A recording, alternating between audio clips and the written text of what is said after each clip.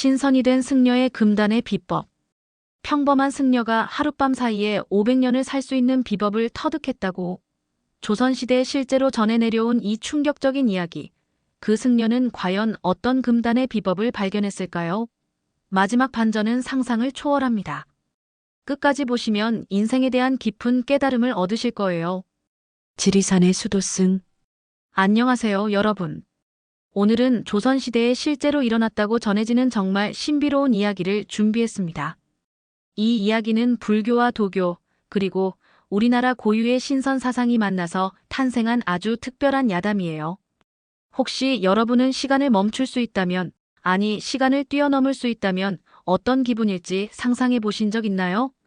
오늘 이야기의 주인공은 바로 그런 불가능해 보이는 일을 해낸 한 승려의 이야기입니다.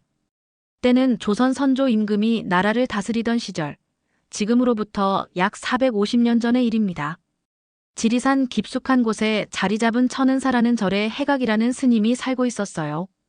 해각 스님은 25살에 출가해서 벌써 30년 넘게 오직 수행에만 매진해온 고승이었습니다. 해각 스님은 어린 시절부터 남달랐어요. 집안이 대대로 선비 집안이었는데 그는 과거 공부보다는 항상 하늘을 올려다보며 사람은 왜 태어나고, 왜 늙고, 왜 죽는 걸까? 하는 깊은 질문들을 던지곤 했습니다. 부모님은 아들이 너무 철학적인 생각에만 빠져 있어 걱정이 많았어요. 해가가 내 또래 아이들은 모두 글 공부에 열중하는데 너는 왜 맨날 그런 어려운 생각만 하느냐? 하지만 해각은 대답했어요. 아버지, 과거의 급제에서 벼슬을 한다고 해도 결국 늙고 죽지 않습니까? 그렇다면 그보다 더 근본적인 문제를 해결하는 게 중요하지 않을까요? 그의 이런 성격을 보고 마을의 한 고승이 말했어요. 이 아이는 전생에 큰 돌을 닦던 사람인 것 같습니다. 불문에 귀의시키는 것이 좋겠어요. 그래서 해각은 25살의 지리산 천은사로 출가하게 되었어요. 출가 후에 해각 스님은 정말 모범적인 수도승이었습니다. 새벽 3시에 일어나 예불을 드리고 하루 종일 경전을 읽고 선수행을 했어요. 다른 스님들이 쉬는 시간에도 혼자 깊은 산속으로 들어가 더 깊은 수행을 계속했습니다. 해각 스님 너무 무리하지 마세요. 몸도 좀 챙기셔야죠. 다른 스님들이 걱정할 정도였어요. 하지만 해각 스님은 늘 이렇게 답했습니다. 아직 제가 찾는 답을 얻지 못했습니다. 진정한 깨달음이란 무엇인지, 생사를 초월하는 길이 무엇인지 알고 싶어요. 그렇게 30년이 흘렀어요. 해각 스님은 이제 55살이 되었지만 여전히 자신이 찾던 궁극적인 답을 얻지 못했다고 생각했습니다. 불교의 모든 경전을 외우고 선수행의 깊은 경지에 이르렀지만 뭔가 부족한 느낌이 들었어요. 어느 날 밤 해각 스님은 법당에서 혼자 참선을 하고 있었어요. 달빛이 법당 안을 환하게 비추고 있었는데 그때 갑자기 이상한 생각이 들었습니다. 부처님께서 말씀하신 해탈과 열반, 그리고 우리나라에 전해 내려오는 신선의 도. 혹시 이 둘 사이에 어떤 연결고리가 있는 것은 아닐까? 해각 스님은 평소에도 궁금했던 것이 있었어요. 불교에서는 윤회와 해탈을 말하고 도교에서는 불로불사와 신선을 말하는데 과연 이 둘은 완전히 다른 길일까 하는 의문이었죠. 부처님도 신통력을 보이셨고 신선들도 초인적인 능력을 가지고 있다고 하는데 혹시 그 근본은 같은 것이 아닐까? 그런 생각에 잠겨있던 해각 스님은 문득 절 뒤편에 있는 금강전이 생각났어요. 그곳은 평소에 거의 사람이 가지 않는 곳이었는데 오래된 불상과 경전들이 보관되어 있는 곳이었습니다. 혹시 그곳에 내가 찾는 답이 있을지도 모르겠다. 신비한 서책의 발견. 금강전에 들어선 해각 스님은 촛불을 높이 들고 주변을 살펴보았어요. 오래된 불상들이 자비로운 미소를 짓고 있었고 벽면에는 고서들이 가득 꽂혀 있었습니다. 대부분은 그가 이미 다 읽어본 경전들이었지만 한쪽 구석에 유독 눈에 띄는 책장이 있었어요. 그 책장은 다른 곳과 달리 먼지가 두텁게 쌓여 있었고 마치 오랫동안 아무도 손대지 않은 것 같았습니다. 해각 스님이 조심스럽게 다가가서 책들을 하나씩 살펴보니 대부분 한문으로 된 고서들이었어요. 이상하다. 이런 책들이 여기 있었나? 그러다가 책장 맨 뒤편에서 특이한 책 한 권을 발견했어요. 다른 책들과 달리 비단으로 포장되어 있었고 겉표지에는 선불합 도비전이라고 금색 글씨로 적혀 있었습니다. 선불합 도비전? 신선과 부처의 도가 합쳐진 비밀 전수. 해각 스님의 가슴이 두근거렸어요. 바로 자신이 그토록 궁금해하던 내용일지도 모른다는 생각이 들었거든요. 그는 조심스럽게 책을 펼쳐보았습니다. 첫 페이지에는 이런 글귀가 적혀 있었어요. 천지만물의 이치는 하나이다. 부처의 도와 신선의 도 또한 근본에서는 같은 것이니 진정한 깨달음을 얻은 자는 생사를 자유자재로 할 수 있고 시간과 공간을 뛰어넘을 수 있다. 해각 스님은 숨을 멈추고 계속 읽어 내려갔어요. 책에는 그동안 어디서도 본 적 없는 신비로운 수행법들이 자세히 기록되어 있었습니다. 호흡을 통해 천지의 기를 모으고 마음을 비워 우주와 하나가 되며 육신의 한계를 뛰어넘어 영혼의 차원에서 수행하는 법. 더 놀라운 것은 이 책의 저자였어요. 마지막 페이지를 보니 고구려 연개소문의 후손, 원효대사의 제자 지명이 기록하노라 라고 적혀 있었습니다. 원효대사의 제자라고. 그럼 이 책은 1000년도 넘은 것인가? 해각 스님은 경악했어요. 원효대사는 신라시대의 위대한 스님으로 불교와 유교, 도교를 통합한 사상가로 유명했거든요. 만약 이 책이 정말 그 시대의 것이라면 엄청난 비밀이 담겨 있을지도 모른다는 생각이 들었어요. 책을 더 자세히 읽어보니 그 안에는 정말 놀라운 내용들이 적혀 있었습니다. 진정한 수행자는 과거와 현재, 미래를 동시에 경험할 수 있다. 시간이란 것은 육신에 갇힌 자들이 만들어낸 착각일 뿐이니 마음이 완전히 깨끗해진 자는 한순간에 1000년을 살 수도 1000년을 한순간으로 만들 수도 있다. 이 수행법을 완성한 자는 원하는 곳 어디든 갈 수 있고 원하는 모습으로 변할 수 있으며 심지어 생사조차 자유자재로 할 수 있다. 해각 스님은 가슴이 뛰는 것을 느꼈어요. 이것이야말로 자신이 평생 찾던 바로 그 답인 것 같았거든요. 하지만 동시에 의구심도 들었습니다. 과연 이런 일이 정말 가능할까? 혹시 누군가 지어낸 허황된 이야기는 아닐까? 그런데 책에는 구체적인 수행법이 단계별로 자세히 나와 있었어요. 호흡법부터 시작해서 명상법, 그리고 몸의 기혈순환을 조절하는 법까지. 모든 것이 논리적이고 체계적으로 설명되어 있었습니다. 특히 해각 스님의 눈을 끈 것은 시간 초월 수행법이라는 부분이었어요. 달이 가장 밝은 밤, 가장 고요한 곳에서 이 수행을 행하라. 먼저 호흡을 고르고 마음을 완전히 비운 후 우주의 기운과 하나가 되어라. 그러면 시간의 문이 열리고 과거와 미래를 자유롭게 넘나들 수 있게 될 것이다. 해각 스님은 책장을 넘기면서 점점 더 빠져들었어요. 30년간 쌓아온 불교 지식과 이 책의 내용이 절묘하게 맞아떨어지는 것 같았거든요. 부처님께서 말씀하신 신통력 혹시 이것이 바로 그 비법인 것일까? 하지만 책의 마지막 부분에는 경고문도 적혀 있었어요. 이 수행법은 매우 위험하다. 마음이 완전히 준비되지 않은 자가 시도하면 정신이 산란해지거나 심지어 목숨을 잃을 수도 있다. 반드시 30년 이상의 깊은 수행을 쌓은 후에만 시도하라. 해각 스님은 자신을 돌아보았어요. 마침 자신도 30년 이상 수행을 쌓아온 터였습니다. 그리고 무엇보다 진리에 대한 갈망이 그 어느 때보다 간절했어요. 이것이야말로 하늘이 내려주신 기회인지도 모르겠다. 금단의 수행법. 해각 스님은 그날부터 완전히 다른 사람이 되었어요. 평소보다 더욱 깊은 수행에 빠져들었고 다른 스님들과의 대화도 줄어들었습니다. 오직 그 신비한 책에만 매달려 있었거든요. 해각 스님, 요즘 뭔가 달라지신 것 같은데 무슨 일이 있으신가요? 저 같은 절의 지연 스님이 걱정스럽게 물었어요. 아, 별일 아닙니다. 그저 새로운 수행법을 익히고 있을 뿐이에요. 해각 스님은 대수롭지 않게 답했지만 사실 마음속으로는 흥분을 감추기 어려웠어요. 해각 스님은 먼저 책에 나온 기초 단계부터 차근차근 시작했습니다. 호흡법부터였는데 이는 보통의 불교 수행과는 확연히 달랐어요. 들숨에는 하늘의 기운을, 날숨에는 땅의 기운을 함께 들이마시고 내쉬어라. 그리하여 몸 안에 천지의 조화를 만들어내라. 처음에는 단순한 호흡법인 줄 알았는데 며칠 계속하니 몸에 이상한 변화가 일어나기 시작했어요. 평소보다 훨씬 적게 먹어도 배가 고프지 않았고 잠도 3-4시간만 자도 개운했습니다. 이상하다. 몸이 점점 가벼워지는 것 같아. 다음 단계는 마음을 비우는 명상법이었어요. 하지만 이것도 일반적인 선수행과는 달랐습니다. 마음을 비우되 완전히 비우지 말고 우주의 의식과 연결하라.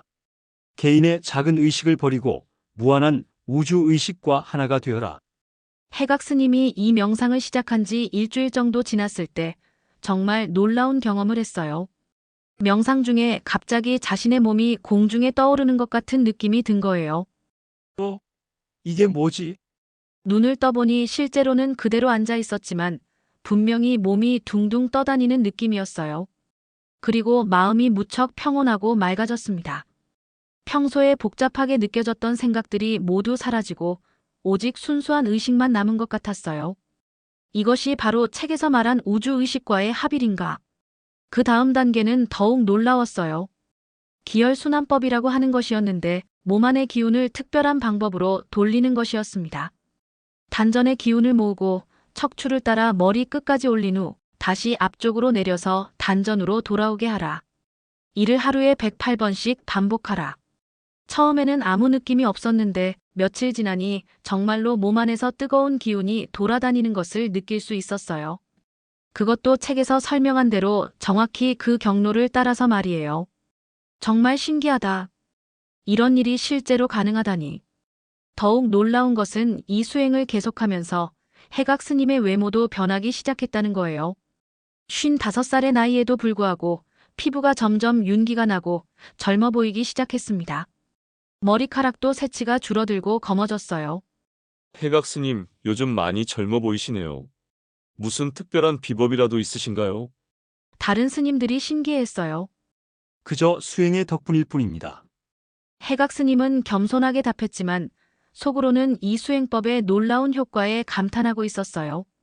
한 달 정도 이런 기초 수행을 계속한 후 해각 스님은 드디어 책의 마지막 부분인 시간 초월 수행법에 도전할 준비가 되었다고 생각했어요. 마침 보름달이 뜨는 밤이었고 모든 조건이 완벽했습니다. 이제 정말 중요한 순간이 왔다. 과연 시간을 초월하는 것이 가능할까? 시간을 초월한 경험. 그날 밤 해각 스님은 절에서 가장 조용한 곳인 후산의 작은 암자로 향했어요. 그곳은 평소에 아무도 가지 않는 곳이라 수행하기에 완벽했습니다. 보름달이 하늘 높이 떠올라온 세상을 환하게 비추고 있었어요. 암자에 도착한 해각 스님은 먼저 마음을 가다듬었습니다. 그리고 책에 나온 대로 정확히 수행 준비를 시작했어요. 먼저 동서남북 사방을 향해 절을 올리고 천지신명께 도움을 청하라. 해각 스님은 정성스럽게 사방에 절을 올렸어요. 그러자 이상하게도 주변이 더욱 고요해지는 것 같았습니다. 바람 소리도 벌레 소리도 모두 멈춘 것처럼 적막했어요. 이제 연꽃 자세로 앉아 호흡을 정리하라. 해각 스님은 연꽃처럼 다리를 포개고 앉아 깊은 호흡을 시작했어요. 그동안 연습해온 천지호흡법을 사용해서 몸과 마음을 완전히 정화시켰습니다. 마음을 완전히 비우고 과거와 미래에 대한 모든 생각을 버려라. 오직 지금 이 순간에만 집중하라. 처음에는 별다른 변화가 없었어요. 하지만 한 시간 정도 지나자 이상한 일이 일어나기 시작했습니다. 주변의 시간이 느려지는 것 같은 느낌이 든 거예요. 무슨 일이지? 달이 하늘에 멈춰 있는 것 같았고 바람에 흔들리던 나뭇잎들도 아주 천천히 움직이는 것 같았어요. 해각 스님은 놀랐지만 책의 지시대로 계속 수행을 이어갔습니다. 시간의 흐름을 느끼지 말고 영원한 지금에 머물러라. 그 순간 정말 놀라운 일이 일어났어요. 갑자기 해각 스님의 의식이 몸을 벗어나는 것 같더니 공중으로 둥둥 떠올랐습니다. 그리고 시간이 거꾸로 흘러가기 시작했어요. 이게 뭐야? 해각 스님은 자신이 어린 시절로 돌아가는 것을 보았어요.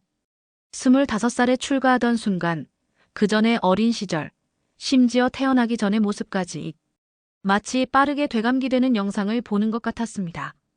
과거를 보고 있다. 정말로 시간을 뛰어넘고 있어. 그런데 더 놀라운 것은 그 다음이었어요. 과거를 다 본 후에는 이번에는 미래가 펼쳐지기 시작한 거예요.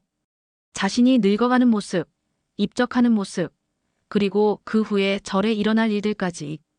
10년 후에 이 절에 큰 화재가 날 것이고 20년 후에는 일본의 침입이 있을 것이며 해각 스님은 미래의 모든 일들을 생생하게 보고 있었어요. 기쁜 일도 슬픈 일도 모든 것이 마치 이미 일어난 일처럼 선명했습니다. 그런데 가장 놀라운 것은 자신의 전생과 내생까지 보게 된 거예요. 수백 번의 윤회를 거치며 다양한 모습으로 살아온 자신의 모습들. 때로는 왕으로, 때로는 거지로, 때로는 동물로. 내가 이렇게 많은 생을 살아왔다니. 그리고 앞으로도. 시간은 계속 흘렀어요. 아니, 정확히는 모든 시간이 동시에 존재하는 것 같았습니다. 과거도 현재도 미래도 모두 하나의 순간 안에 들어있는 것 같았어요. 해각 스님은 우주의 모든 비밀을 알게 된 것 같은 기분이었어요. 생과 사, 선과 악, 기쁨과 슬픔. 모든 것이 사실은 하나의 큰 그림 안에서 일어나는 일시적인 현상들이라는 것을 깨달았습니다. 이것이 바로 진정한 깨달음이구나. 그런데 이 놀라운 경험이 계속되면서 해각 스님은 점점 혼란스러워지기 시작했어요. 너무 많은 정보가 한꺼번에 쏟아져 들어오니까 정신을 차리기 어려웠거든요. 과거의 나는 누구고, 현재의 나는 누구며, 미래의 나는 누구인가? 진정한 나는 도대체 누구란 말인가? 시간을 초월한 경험은 분명 놀라웠지만 동시에 정체성의 혼란을 가져왔어요. 수백 번의 생을 동시에 경험하니 자신이 누구인지 알 수 없게 된 거예요. 이런 상태로는 안 된다. 다시 현재로 돌아와야 해. 깨달음과 선택. 해각 스님이 시간의 소용돌이 속에서 헤매고 있을 때 갑자기 눈앞에 한 분이 나타났어요. 눈부시게 빛나는 분이었는데 자세히 보니 바로 부처님이셨습니다. 해가가 너는 지금 위험한 길목에 서 있다. 부처님의 자비로운 목소리가 들려왔어요. 부처님, 제가 뭔가 잘못된 수행을 한 것인가요? 해각 스님은 두려움에 떨면서 물었어요. 잘못되었다고 할 수는 없다. 하지만 깨달음에는 두 가지 길이 있다. 하나는 모든 것을 알고자 하는 길이고 다른 하나는 모든 것을 내려놓는 길이다. 부처님은 계속 말씀하셨어요. 너는 지금 모든 것을 알고자 하는 길을 택했다. 과거와 미래, 전생과 내생까지 모두 보려고 하고 있구나. 하지만 그 길의 끝에는 무엇이 있는지 아느냐? 무엇이 있습니까? 완전한 고독이다. 모든 것을 알게 되면 더 이상 놀랄 일도 기뻐할 일도 슬퍼할 일도 없게 된다. 영원히 혼자서 모든 것을 지켜봐야 하는 신이 되는 것이다. 해각 스님은 충격을 받았어요. 그동안 자신이 추구해온 것이 과연 옳은 것이었을까 하는 의문이 들었거든요. 그럼 다른 길은 무엇입니까? 모든 것을 내려놓는 길이다. 알고자 하는 욕심도, 특별해지고자 하는 욕심도, 심지어 깨달음에 대한 욕심도 모두 내려놓는 것이다. 부처님의 말씀에 해각 스님은 깊이 생각에 잠겼어요. 그러고 보니 자신이 지금까지 해온 수행도 결국은 특별해지고 싶은 욕심에서 비롯된 것이 아니었을까? 하는 생각이 들었습니다. 저는 어떤 길을 택해야 할까요? 그것은 내가 정할 일이다. 하지만 한 가지는 분명히 하거라. 어떤 길을 택하든 진정한 자비심을 잃어서는 안 된다. 그때 다시 시간의 소용돌이가 일어났어요. 하지만 이번에는 해각 스님이 차분하게 그 흐름을 지켜볼 수 있었습니다. 부처님의 말씀이 마음의 평정심을 가져다 준 거예요. 해각 스님은 자신의 모든 생을 다시 한번 되돌아보았어요. 내가 정말 추구해야 할 것은 신통력이 아니라 자비심이었구나. 그 순간 해각 스님은 중요한 깨달음을 얻었어요. 시간을 초월하고 모든 것을 알 수 있는 능력보다는 지금 이 순간 고통받는 중생들을 위해 무엇을 할 수 있는가가 더 중요하다는 것을 말이에요. 부처님, 저는 결정했습니다. 저는 모든 신통력을 포기하고 평범한 승려로 살면서 중생들을 위해 봉사하겠습니다. 부처님은 자비로운 미소를 지으셨어요. 훌륭한 선택이다, 해가가. 진정한 깨달음은 특별함에 있는 것이 아니라 평범함 속에서 빛나는 자비심에 있다. 그러자 놀라운 일이 일어났어요. 시간의 소용돌이가 멈추고 해각 스님의 의식이 천천히 현재로 돌아오기 시작한 거예요. 과거와 미래의 환상들이 사라지고 오직 지금 이 순간만이 남았습니다. 해각 스님이 눈을 떠보니 해가 막 떠오르고 있었어요. 하룻밤이 지난 것 같았지만 실제로는 500년의 시간을 경험한 것 같은 기분이었습니다. 정말 놀라운 경험이었다. 하지만 이제 알겠어. 진정한 수행은 신비한 경험을 추구하는 것이 아니라 일상에서 자비심을 실천하는 것이구나. 전설이 된 승려. 그날 이후 해각 스님은 완전히 다른 사람이 되었어요. 더 이상 신비한 수행법을 추구하지 않았지만 오히려 더욱 깊은 평안과 지혜를 보여주었습니다. 무엇보다 중생들을 위한 자비심이 넘쳐났어요. 절에 찾아오는 사람들은 모두 해각 스님의 변화를 느낄 수 있었어요. 그의 말 한마디, 행동 하나하나에서 깊은 깨달음이 우러나왔거든요. 스님, 요즘 뭔가 다르신 것 같아요. 더욱 자비로우신 것 같달까요? 한 신도가 말했어요. 별다른 건 없습니다. 다만 진정으로 중요한 것이 무엇인지 깨달았을 뿐이에요. 해각 스님은 온화하게 답했어요. 해각 스님은 그 후로 절에서 가장 어려운 일들을 도맡아 했어요.